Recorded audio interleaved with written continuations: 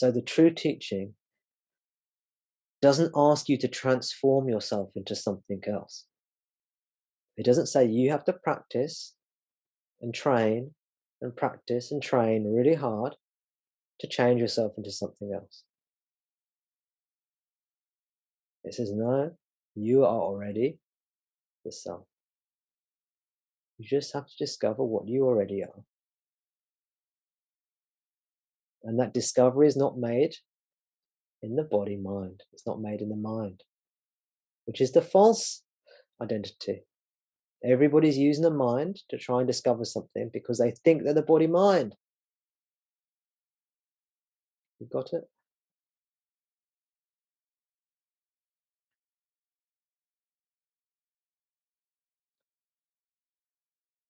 Now, when I say you got it, I'm talking to the body mind, aren't I?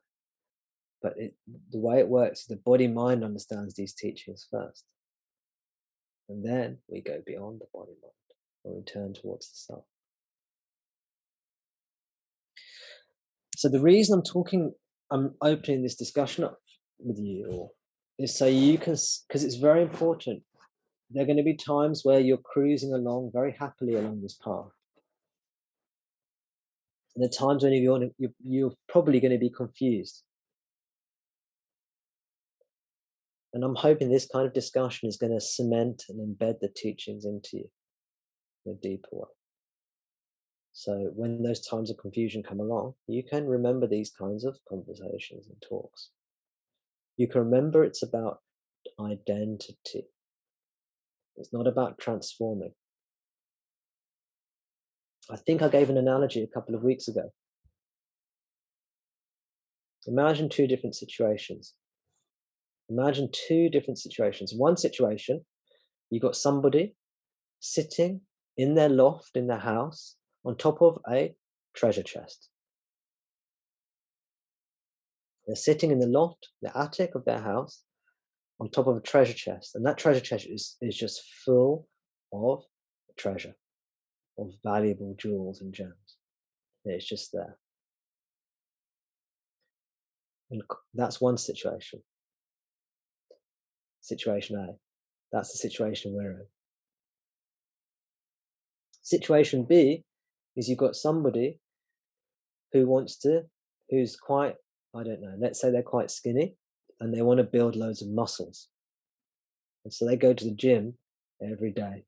And they lift the weights, they do all the hard work. And after a certain amount of time, they look like Arnold Schwarzenegger. They're all pumped and they've got big muscles and they've eaten all the right food and they've done all the right exercises and they've put the effort in and they've sacrificed and then they've transformed themselves into something else, or they've improved themselves in some way, right? That's scenario B.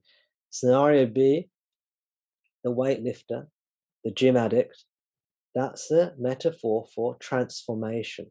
They have transformed their body by applying hard work. And do you see? Scenario A is a different type of scenario. The paradigm is different. All you have to do is look down and discover the treasure that you're already, in this case, sitting on top of. The treasure that's already us. You see the difference? We are all sitting on top of this treasure, metaphorically speaking. So it doesn't matter how young you are, how old you are, how clever you are, how dull or stupid or unintelligent you are. You all have the capability of knowing yourself. And it's not about becoming a better body mind. It's about discovering something that's already there. No belief required. And when you've discovered it, you've discovered it. It's irrevocable. It doesn't change. It's forever. This treasure, normal treasure, you can lose it again. This treasure, you cannot lose it. You can't go back. Realization is one way. You can't fall. Impossible. Whereas the person who's gone to the gym, they've improved, let's say, maybe it is not an improvement, but let's say they've managed to improve the body mind, or the body in this case, by going to the gym and pumping up their muscles and whatever. Now, only certain types of people can do that. You'd have to have the discipline, and you'd have to maybe have the intelligence and the diet and everything like that. But for self-knowledge, as long as you have a self, and everybody has a self, we can discover this.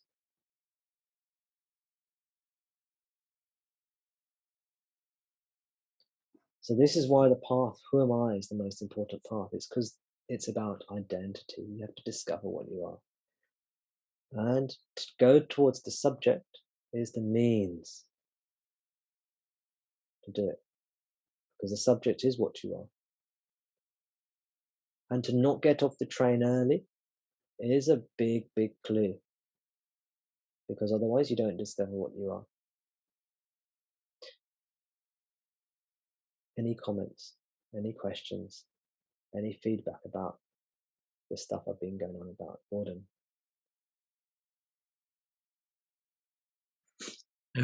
Well, the analogy of the treasure sounds very much like an object.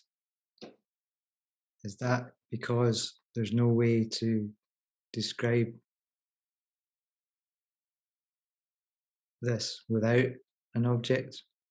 Is that why we have to keep attacking the teachings from every angle again Yes. and again and again, Yes. every week? It's not a very good analogy. It's not a very good analogy because you're right, it's an object. The treasure is an object that you find. And also you're sitting on top of the treasure, which is already too far away. Because the treasure we're looking for is ourselves. And you can lose a treasure, you can find a treasure. And what finds the treasure? It's the body mind. In this analogy. But in self-knowledge, it's not the body mind that discovers the treasure. So there are lots of problems with these analogies. And yes, the reason these analogies are not good is because analogies are always to do with objects. They just give us a sense. And exactly you said, this is why the teaching comes at it from different angles, because we're talking about something that cannot be taught.